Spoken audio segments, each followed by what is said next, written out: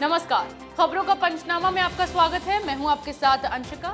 हम लेकर आए हैं देश दुनिया की 5 बड़ी खबरें, जिनके विश्लेषण के लिए मेरे साथ स्टूडियो में मौजूद है कैपिटल टीवी के editor in chief doctor Manish Kumar. Doctor साहब, बहुत बहुत स्वागत है। धन्यवाद। सबसे पहले रुक करते हैं हेडलाइंस का।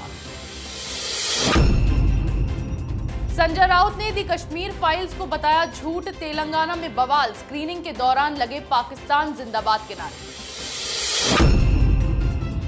दी कश्मीर फाइल्स पर गुलाम नबी आजाद का बयान, बोले जम्मू कश्मीर में जो हुआ उसके लिए पाकिस्तान और आतंकवाद जिम्मेदार, इसका सब पर पड़ा असर। हार के बाद अखिलेश और जयंत को एक और बड़ा झटका, आरएलडी के UP chief doctor Masood Ahmad का इस्तीफा, बोले आंतरिक तानाशाही से गठबंधन फ्लॉप। कर्नाटक हिजाब मामले पर फैसला सुनाने वाले सभी जजों को वाई श्रेणी की सुरक्षा, जान से मारने की मिल रही थी धमकियां, आरोपियों के खिलाफ केस दर्ज। इमरान खान को अब देना ही होगा इस्तीफा, बाजवा ने मुकर्रर कर दिया समय, सेना को मनाने की कोशिश में।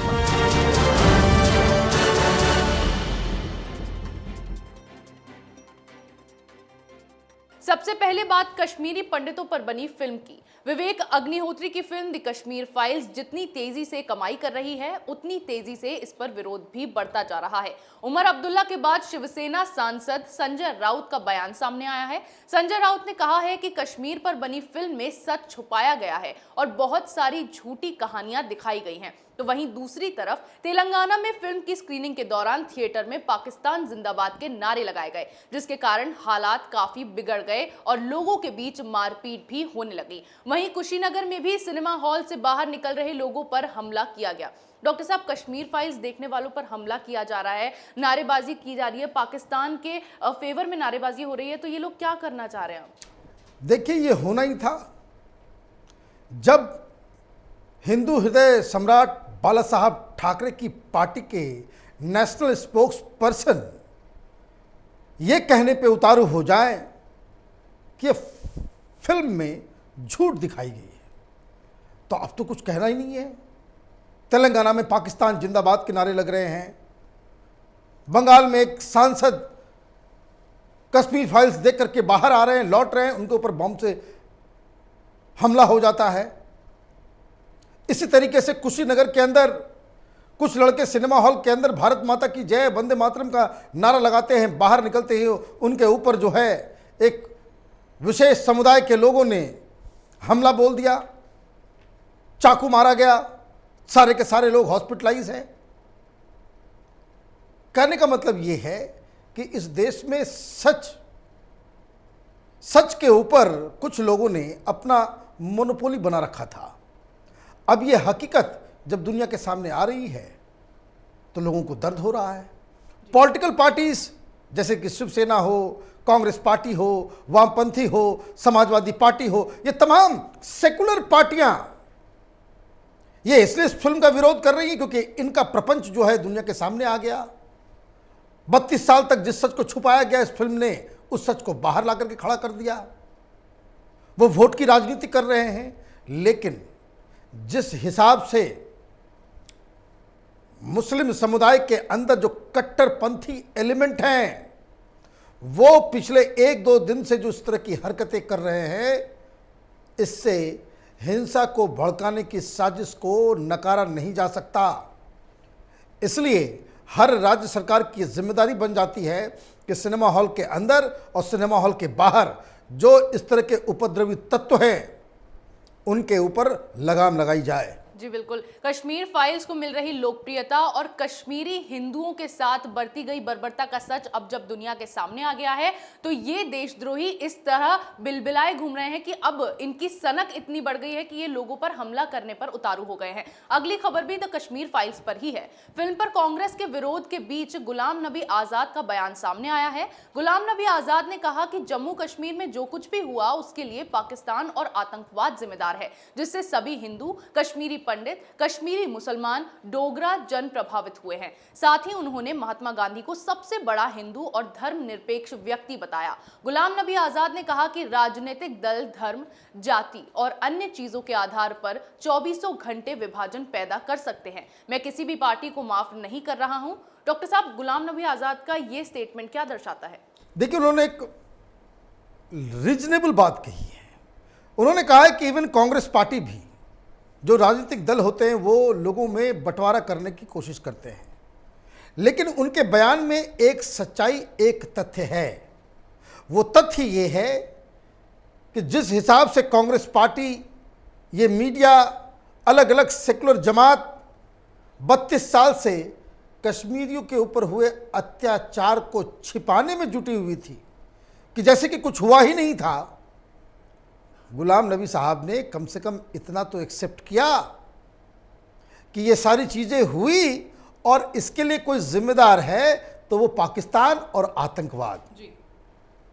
अब बात लॉजिकल इस तरीके से है कि जो वहां पे जो जिहादी एलिमेंट्स थे, जो जिहाद करना चाह रहे थे, जो इस्लामिक रूल वहां पे लागू करना चाह रहे थे, वो पाकिस्तान के द्वारा फंडेड थे। और किनके द्वारा ये किया गया?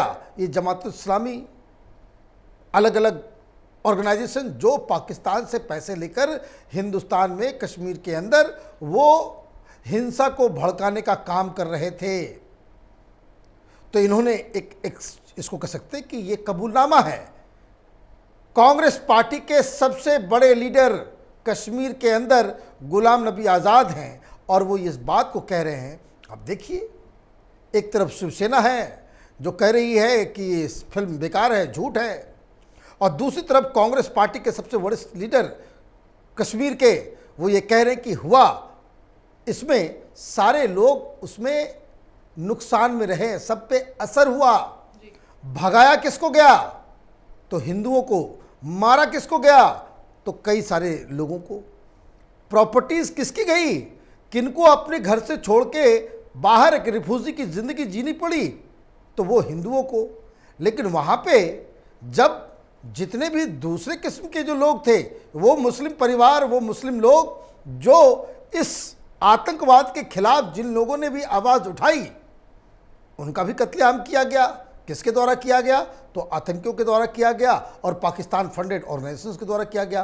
तो एक लॉजिकल बात, इस तरह की चीज़ें ये बताता है कि इन सारे लोगों को शुरू से मालूम है कि कश्मीर में हिंदुओं के साथ क्या हुआ, लेकिन ये जो राजनीति है, उस वजह से ये लोग अब तक चुप्पी साधे हुए थे। जी, मतलब बिल्कुल साफ है कि गुलाम नबी आजाद के इस बयान के बाद कश्मीरी पंडितों के साथ हुई हैवानियत में शामिल लोगों के आरोप अब सिद्ध होते नजर आ रहे हैं। अगली खबर यूपी की सियासत पर। यूपी में करारी हार के बाद सपा आरएलडी में मंथन और इस्तीफों का दौर शुरू हो गया है। अब आरएलडी प्रदेश अध्यक्ष मसूद अहमद ने अपने पद से इस्तीफा दे दिया है। उन्होंने जयंत चौधरी और सपा प्रमुख अखिलेश यादव के नाम पर एक खुली चिट्ठी लिखी है। उस चिट्ठी में उन कारणों पर जोर दिया गया है जिस वजह से यूपी चुनाव के दौरान ये गठबंधन फ्लॉप साबित हो गया। सबसे बड़ा आरोप तो ये लगाया गया है कि चुनाव से पहले टिकटों को बेचा गया था। दूसरा आरोप ये है कि समय रहते गठबंधन की सीटों का ऐलान नहीं किया गया था। तीसरा आरोप है कि सपा द्वारा रालोद, महान दल, आजाद समाज पार्टी का अपमान किया गया। डॉक्टर साहब, आरएलडी प्रदेश अध्यक्ष मसूद अहमद ने जो आरोप चिट्ठी में लगाए हैं, क्या वो सही हैं? देखिए, ये इंपॉर्टेंट व्यक्ति थे। जैसा कि चिट्ठी में बताया गया है कि सीटें कितनी मिलेगी आरएलडी को, वो निगोशिएट करने के लिए अखिलेश यादव के पास यही जाया करते थे। अब वो ये बता रहे हैं कि टिकटें बेची गई, समाजवादी पार्टी की भी और आरएलडी की भी। 8-8 करोड़ रुपए बकायदा, वो जो 7 पेज का उन्होंने लेटर लिखा है, और किस किस सीट पे कितने कितने रुपए में बेची गई ये सीटें, उसका भी ब्यौरा उन्होंने दिया है। तो इसका तो जवाब देना पड़ेगा। दूसरी तरफ इन्होंने कहा कि अखिलेश यादव बिल्कुल डिक्टेटर की तरह काम कर रहे थे, वो किसी का सुनना नहीं चाहते थे। आरएलडी के ये प्रदेश अध्यक्ष हैं, उन्होंने एक गंभीर आरोप लगाया। उन्होंने कहा कि भाई, मुसलमानों के मसले के ऊपर, दलितों के मसले के ऊपर आप बिल्कुल चुप्पी साधे रखें। आपको क्या लगता है कि मुसलमान जो है कहीं जा नहीं सकता, आपके ऊपर डिपेंडेंट है, आपके अलावा किसी और को वोट देने ना दे सके, ये उनकी मजबूरी है। उन्होंने एक और बात कही कि जब वो गए अखिलेश यादव के पास कि सीटें किसको कहाँ कैसे मिलेंगी, तो आपने ये कहा था कि राज्य के हर इलाके में आरएलडी को टिकट दिया जाएगा। लेकिन जब मैं बात करने के लिए गया तो साफ साफ उन्होंने मना कर दिया कि किसी भी पार्टी के साथ हम सीट शेयरिंग की बातचीत नहीं करेंगे। तो हमारी बहुत बेइज्जती हुई, पार्टी का अपमान हुआ, और हम बार बार इस बात को कह रहे थे कि टिकट की घोषणा पहले कर दी जाए, लेकिन आप नहीं कर पाए। आप पूरी तरीके से अखिलेश यादव के ऊपर ही सब कुछ छोड़ दिया, और आरएलडी की सीटों के ऊपर आरएलडी ये चाह रही थी कि बुंदेलखंड में भी हो, अवध में भी हो, और पूर्व उत्तर प्रदेश में भी आरएलडी से कोई टिकट मिले, उनका उम्मीदवार हो गठबंधन के जरिए। लेकिन ये सब हुआ नहीं। आपने अपनी सीटें तो गंवाई, आपके अपने डिमांड्स तो पूरे नहीं हुए, लेकिन जो हमारे सीट्स थे उसके ऊपर भी आपने समाजवादी पार्टी के लोगों को टिकट दे दिया, जिसकी वजह से हार हुई। और उन्होंने कहा है 3-4 दिन का वक्त है, मैं जो सवाल पूछ रहा हूँ उसका जवाब दीजिए, अदरवाइज मैं पार्टी छोड़ के चला जाऊँगा। कहने का मतलब ये है कि इनएक्सपीरियंस,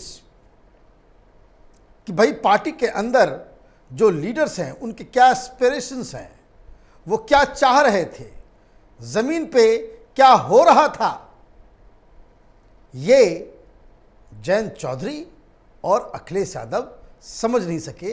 अदरवाइज उनके अपने ही जो बड़े बड़े जनरल थे, कमांडर्स थे पार्टी के, वो इस तरह का बयान कतई नहीं देते। जी बिल्कुल, यानी कि यूपी चुनाव में अखिलेश यादव की तानाशाही और मनमानी के चलते गठबंधन तो फ्लॉप रहा ही, साथ ही अब चुनाव में हारने के बाद उन्हीं के लोग उनकी पोल खोलते नजर आ रहे हैं। अब बात कर्नाटक मामले पर। हिजाब मामले में फैसला सुनाने वाले कर्नाटक हाईकोर्ट के जजों को वाई श्रेणी की सुरक्षा दी गई है। राज्य सरकार ने यह फैसला जजों को मिल रही धमकी के बाद लिया है। इसके साथ ही जजों को धमकी देने वालों के खिलाफ केस दर्ज किया गया और सीएम ने डीजी और आईजी को दर्ज शिकायत की गहन जांच करने का निर्देश दिया गया है। डॉक्टर साहब, हाईकोर्ट के फैसले के बाद भी क्यों इस तरह हिजाब विवाद को हवा दी जा रही है कि अब जजों को ही वाई श्रेणी की कैटेगरी सुरक्षा दी गई है? देखिए, मैं बार बार कह रहा हूं, जिद है।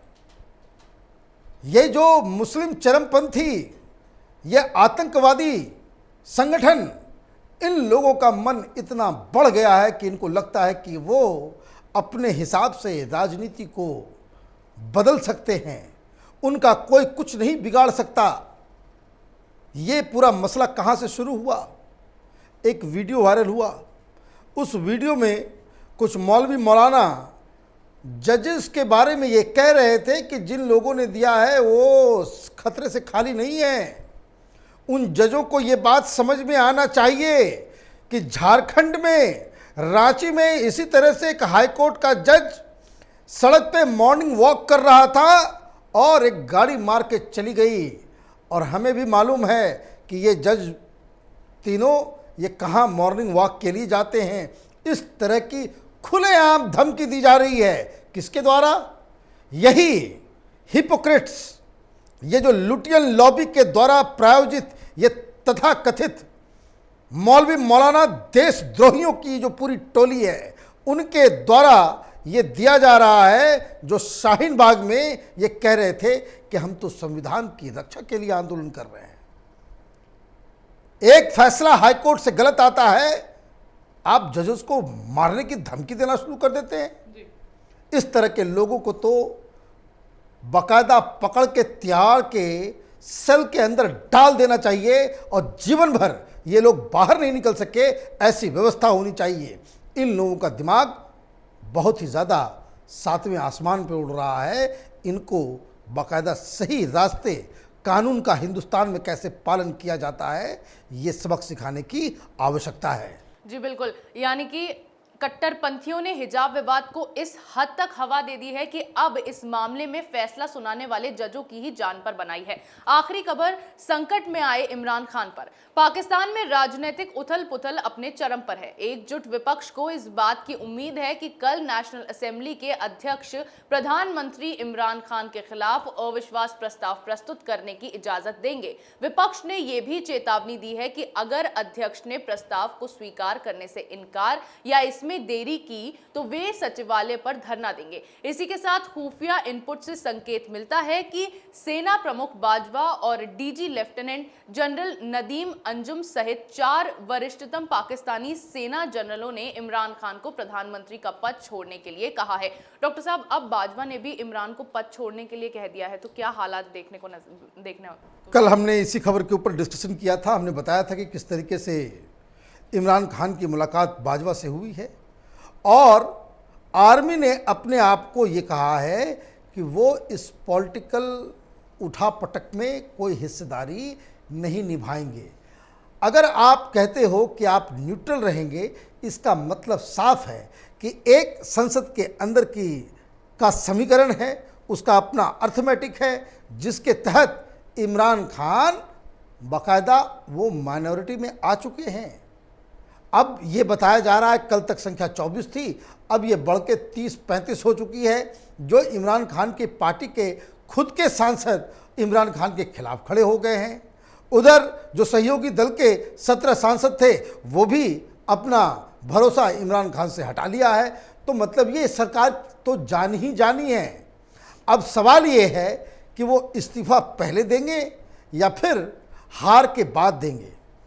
जो राजनीतिक अक्लमंदी जिसको कहते हैं वो यही होगी कि इमरान खान फ्लोर पे जाकर के टेस्ट कराने के बजाय पहले ही प्रधानमंत्री के पद से इस्तीफा दे दे, क्योंकि ये बात अब आर्मी ने भी कहना शुरू कर दिया है कि they don't want this Niazi as prime minister of Pakistan.